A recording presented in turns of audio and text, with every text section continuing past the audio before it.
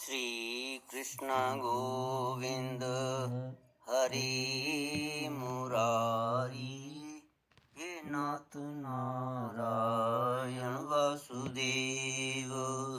श्री कृष्ण गोविंद हरि मुरारी, हे नाथ नारायण वासुदेव। सच्चिदानंद रूपाय विश्वोत्पत्त्यादि Hathaway तापत्रय विनाशाय श्रीकृष्णाय वयं नमः। सच्चित आनंद स्वरूप परमात्मा जो सृष्टि के उत्पत्ति, पालन और संहार करता है तथा जीवों के आध्यात्मिक आदि दैविक आदि भौतिक तापों अर्थात मानसिक, शारीरिक और भौतिक दुखों को दूर करने वाले हैं, उन श्री कृष्ण भगवान को हम नमस्कार करते हैं। श्री कृष्ण गोविंद हरि मुरारी, हे नाथ नारायण वासुदेव। श्रीमद्भागवत नवम स्कंद अथ 10वाध्यायः। श्लोक 16 से। श्री शुक उवाच बद्धो दधो रघुपतिर्विविधाद्रिकूटैः सीतुं कपीन्द्रकर्कम्पितभूरुहाङ्गैः सुग्रीव नील हनुमत् प्रमुखैरनीकैः लंकां विभीषण दृशा विशदग्रदग्धाम। श्री सुखदेव जी महाराज कहते हैं,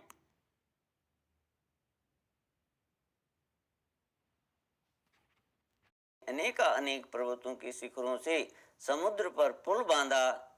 जब बड़े बड़े बंदर अपने हाथों से पर्वत उठा उठा कर लाते थे, तब उनके वृक्ष और बड़ी बड़ी चट्टानें थरथर कांपने लगती थीं। इसके बाद विभीषण की सलाह से भगवान ने सुग्रीव, नील, हनुमान आदि प्रमुख वीरों और वानरी सेना के साथ लंका में प्रवेश किया।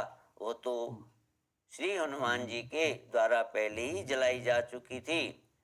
उस समय वानर राज की सेना ने लंका के सैर करने और खेलने के स्थान, अन्न के गोदाम, खजाने, दरवाजे, फाटक, सभा भवन, छज्जे और पक्षियों के रहने के स्थान तक को घेर लिया।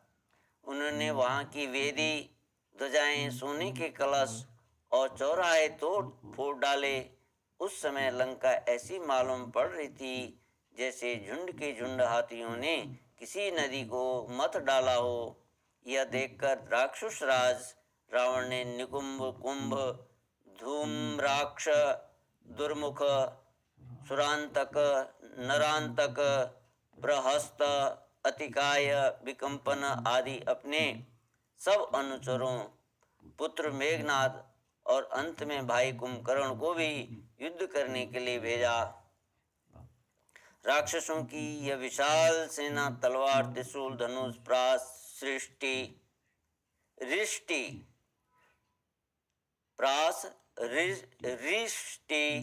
शक्ति, बाण, भाले, खड्ग आदि शस्त्र अस्त्रों से सुरक्षित और अत्यंत दुर्गम थी। भगवान श्री राम ने सुग्रीव, लक्ष्मण, हनुमान, गंधमादन, नील, अंगद, जामवान और पनस आदि वीरों को अपने साथ लेकर राक्षसों की सेना का सामना किया। रघुवंश शिरोमणि भगवान श्री राम के अंगद आदि सब सेनापति राक्षसों की चतुरंगिणी सेना, हाथी, रथ, घुड़सवार और पैदलों के साथ द्वंद्व युद्ध की रीति से भिड़ गए और राक्षसों को वृक्ष, पर्वत, शिखर, गदा और बाणों से मारने लगे। उनका मारा जाना तो स्वाभाविक ही था, क्योंकि वे उसी रावण के अनुचर थे जिसका मंगल श्री सीता जी को स्पर्श करने के कारण पहले ही नष्ट हो चुका था। श्री कृष्ण गोविंद हरे मुरारी, हे हे नाथ नारायण वासुदेव। रक्षपति स्वबलन्नष्टिमवीक्ष्य रुष्ट आरुह्य यानकमथाभिससार रामम् स्वस्यन्दनेर्जुमति मातलिर्नोपनीते विभ्राजमानमहन्निशितैक्षुरप्रैः। जब राक्षस राज रावण ने देखा कि मेरी सेना को तो नाश हुआ जा रहा है, मेरी सेना का तो नाश हुआ जा रहा है, तब वो क्रोध में भरकर पुष्पक विमान पर आरूढ़ हो भगवान श्री राम के सामने आया। उस समय इंद्र का सारथी मातली बड़ा ही तेजस्वी दिव्य रथ लेकर आया और उस पर भगवान श्री राम जी विराजमान हुए। रावण अपने तीखे बाणों से उन पर प्रहार करने लगा। श्री कृष्ण गोविंद हरे मुरारी, हे नाथ नारायण वासुदेव। श्री भगवान राम जी ने रावण से कहा, नीच राक्षस, तुम कुत्ते की तरह हमारी अनुपस्थिति में हमारी प्राण प्रिया पत्नी को हर लाए। तुमने दुष्टता की हद कर दी। तुम्हारे जैसा निर्लज्ज तथा निंदनीय और कौन होगा। जैसे काल को कोई टाल नहीं सकता, कर्तापन के अभिमान से तो वह फल दिए बिना रह नहीं सकता। कर्तापन के अभिमानी को तो वह फल दिए बिना रह नहीं सकता, वैसे ही आज मैं तुम्हें तुम्हारी करनी का फल चखाता हूँ। इस प्रकार रावण को फटकारते हुए भगवान श्री राम ने अपने धनुष पर चढ़ाया और बाण उस पर छोड़ा। उस बाण ने वज्र के समान उसके हृदय को विदीर्ण कर दिया। वह अपने 10 मुखों से खून उगलता हुआ विमान से गिर पड़ा। ठीक वैसे ही जैसे पुण्य आत्मा लोग भोग समाप्त होने पर स्वर्ग से गिर पड़ते हैं, उस समय उसके परिजन हाय हाय करके चिल्लाने लगे। श्री कृष्ण गोविंद हरे मुरारी, हे नाथ नारायण वासुदेव। राक्षसियां मंदोदरी के साथ रोती हुई लंका से निकल पड़ी और रणभूमि में आई। उन्होंने देखा कि उनके स्वजन संबंधी लक्ष्मण जी के बाणों से छिन्न भिन्न होकर पड़े हुए हैं। वे अपने हाथों अपनी छाती पीट पीट कर और अपने सगे संबंधियों को हृदय से लगा लगा कर ऊंचे स्वर से विलाप करने लगी। हाय हाय स्वामी, आज हम सब बेमौत मारी गईं। एक दिन वह था जब आपके भय से समस्त लोगों में त्राही त्राही मच जाती थी। आज वह दिन आ पहुंचा कि आपके न रहने से हमारे शत्रु लंका की दुर्दशा कर रहे हैं और यह प्रश्न उठ रहा है कि अब लंका किसके अधीन रहेगी। आप सब प्रकार से संपन्न थे, किसी बात की कमी न थी, परंतु आप काम के बस हो गए और यह नहीं सोचा कि सीता जी जितनी तेजस्विनी हैं और उनका कितना प्रभाव है, आपकी यही भूल आपकी इस दुर्दशा का कारण बन गई। कभी आपके कामों से हम सब और समस्त राक्षस वंश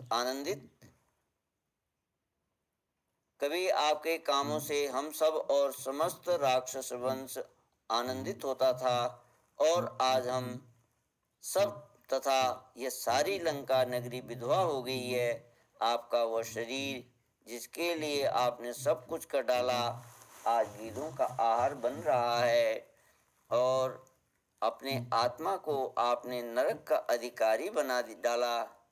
यह सब आपकी नासमझी और कामुकता का फल है।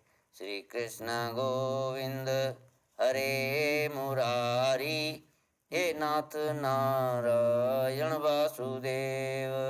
श्री सुखदेव जी कहते हैं, परीक्षित, कौशलाधीश श्री शुक उवाच स्वानां विभीषणश्चक्रे कौसलेन्द्रानुमोदित पितृमेधविधानेन यदुक्तं सांप्रदायिकम्।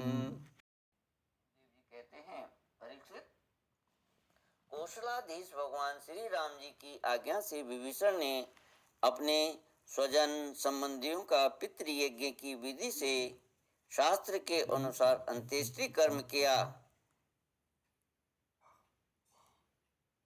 इसके बाद भगवान श्री राम ने अशोक वाटिका के आश्रम में अशोक वृक्ष के नीचे बैठी हुई श्री सीता जी को देखा। वे उन्हीं की विरह की व्याधि से पीड़ित एवं अत्यंत दुर्बल हो रही थी। अपनी प्राण प्रिय अर्धांगिनी श्री सीता जी को अत्यंत दीन अवस्था में देखकर श्री राम का हृदय प्रेम और कृपा से भर आया। इधर भगवान का दर्शन पाकर सीता जी का हृदय प्रेम और आनंद से परिपूर्ण हो गया। उनका मुख कमल खिल उठा। भगवान ने विभीषण को राक्षसों का स्वामित्व, लंकापुरी का राज्य और 1 कल्प की आयु दी। और इसके बाद पहले सीता जी को विमान पर बैठाकर फिर दोनों भाई लक्ष्मण और सुग्रीव एवं सेवक हनुमान जी को साथ स्वयं भी विमान पर सवार हुए। इस प्रकार 14 वर्ष का व्रत पूरा हो जाने पर उन्होंने अपनी नगर की यात्रा की। उस समय मार्ग में ब्रह्मा आदि लोकपालगण उन पर बड़े प्रेम से पुष्पों की वर्षा कर रहे थे। श्री कृष्ण गोविंद हरे मुरारी, हे नाथ नारायण वासुदेव। उपगीयमान चरित शतधृत्यादिविर्मुदा, गोमूत्र्यावकं श्रुत्वा भ्रातरं बल्कलांबरम। इधर तो ब्रह्मा आदि बड़े आनंद से भगवान की लीलाओं का गान कर रहे थे, और उधर जब भगवान को यह मालूम हुआ कि भरत जी केवल गोमूत्र में पकाया हुआ जय का दलिया खाते हैं, भरत जी केवल गोमूत्र में पकाए हुए जौ का दलिया खाते हैं, वल्कल वस्त्र पहनते हैं और पृथ्वी पर डाभ बिछाकर सोते हैं एवं उनकी जटाएं बढ़ा रखी हैं, तो वे बहुत दुखी हुए। उनकी दशा का स्मरण कर परम करुणाशील भगवान का हृदय भर आया। जब भरत को मालूम हुआ कि मेरे बड़े भाई भगवान श्री राम जी आ रहे हैं, तब वे पूर्ववासी मंत्री और पुरोहितों को साथ लेकर एवं भगवान की पादुकाएं सिर पर रखकर उनकी अगवानी के लिए चले। तब भरत जी अपने रहने के स्थान नंदीग्राम से चले। तब लोग उनके साथ साथ मंगल गान करते, बाजे बजाते चलने लगे। वेद वाणी ब्राह्मण बार बार वेद मंत्रों का उच्चारण करने लगे और उसकी ध्वनि चारों ओर गूंजने लगी। सुनहरी कामदार पताकाएं फहराने लगी। सोने से मढ़े हुए तथा रंग बिरंगी ध्वजाओं से सजे हुए रथ, सुनहले साज से सजाए हुए सुंदर घोड़े तथा सोने के कवच पहने हुए सैनिक उनके साथ साथ चलने लगे। सेठ साहूकार श्रेष्ठ वारांगनाएं, पैदल चलने वाले सेवक और महाराजाओं के योग्य छोटी बड़ी सभी वस्तुएं उनके साथ चल रही थीं। भगवान को देखते ही प्रेम के उद्रेक से भरत जी का हृदय गदगद हो गया, नेत्रों में आंसू छलक आए। वे भगवान के चरणों पर गिर पड़े। उन्होंने प्रभु के सामने उनकी पादुकाएं रख दी और हाथ जोड़कर खड़े हो गए। नेत्रों से आंसू की धारा बहती जा रही थी। भगवान ने अपने दोनों हाथों से पकड़कर बहुत देर तक भरत जी को हृदय से लगाए रखा। भगवान के नेत्र जल से भरत जी का स्नान हो गया। इसके बाद सीता जी और लक्ष्मण जी के साथ भगवान श्री राम जी ने ब्राह्मण और पूजनीय गुरुजनों को नमस्कार किया तथा सारी प्रजा ने बड़े प्रेम से सिर झुकाकर भगवान के चरणों में प्रणाम किया।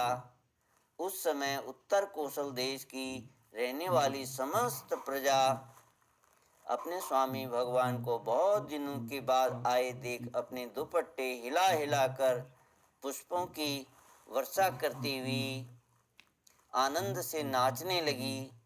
भरत जी ने भगवान की पादुकाएं ली, विभीषण ने श्रेष्ठ चंवर, सुग्रीव ने पंखा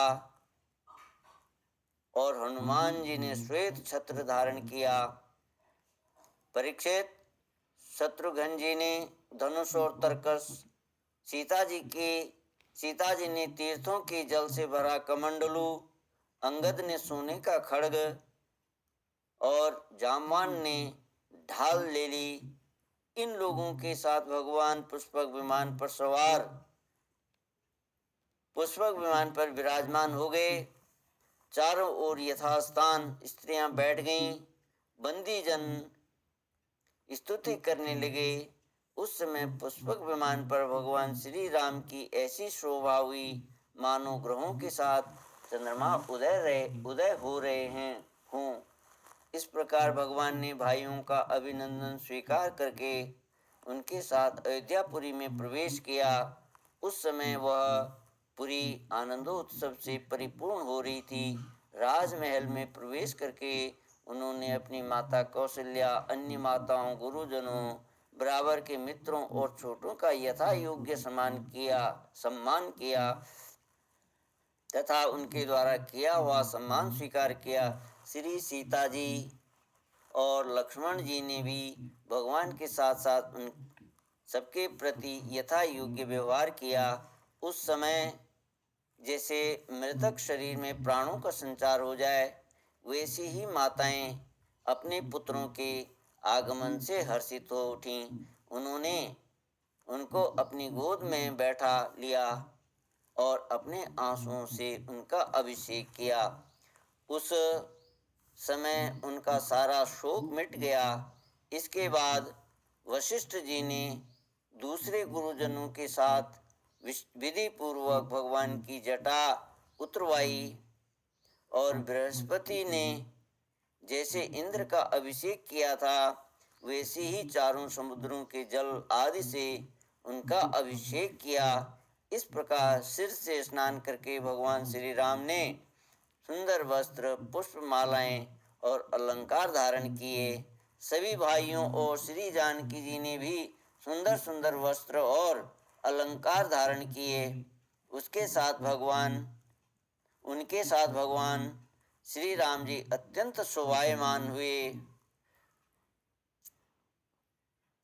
भरत जी ने उनके चरणों में गिरकर उन्हें प्रसन्न किया और उनके आग्रह करने पर भगवान श्री राम ने राज सिंहासन स्वीकार किया। इसके बाद वे अपने अपने धर्म में तत्पर तथा वर्णाश्रम के आचार को निभाने वाली प्रजा का पिता के समान पालन करने लगे। उनकी प्रजा भी उन्हें अपना पिता ही मानती थी।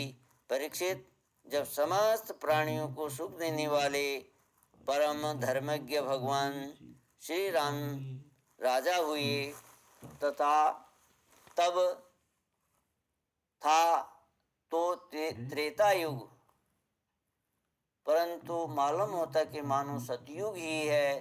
परीक्षित, उस समय वन, नदी, पर्वत, वर्ष, द्वीप और समुद्र सब के सब प्रजा के लिए कामधेनु के समान समस्त कामनाओं को पूर्ण करने वाले बन रहे थे। इंद्रियातीत भगवान श्री राम के राज्य करते समय किसी को मानसिक चिंता या शारीरिक रोग नहीं होते थे। मानसिक चिंता और शारीरिक रोग नहीं होते थे। बुढ़ापा, दुर्बलता, दुख, शोक, भय और थकावट नाम मात्र के लिए भी नहीं थे। यहाँ तक कि जो मरना नहीं चाहते उनकी मृत्यु भी नहीं होती थी। भगवान श्री राम ने एक पत्नी का व्रत धारण कर रखा था। उनकी चरित्र अत्यंत पवित्र एवं राज ऋषियों की से थे। वे गृहस्थोचित स्वधर्म की शिक्षा देने के लिए स्वयं उस धर्म का आचरण करते थे। सती शिरोमणि सीता जी अपने पति के हृदय का भाव जानती रहती। वे प्रेम से, सेवा से, शील से, अत्यंत विनय से तथा अपनी बुद्धि और लज्जा आदि गुणों से अपने पति भगवान श्री राम जी का चित्त चुराती रहती थीं। इति श्रीमद्भागवते महापुराणे पारमहंस्यां संहितायां नवमस्कन्धे रामचरिते दशमोऽध्यायः। श्रीकृष्ण गोविंद हरे मुरारी, हे नाथ नारायण वासुदेवा।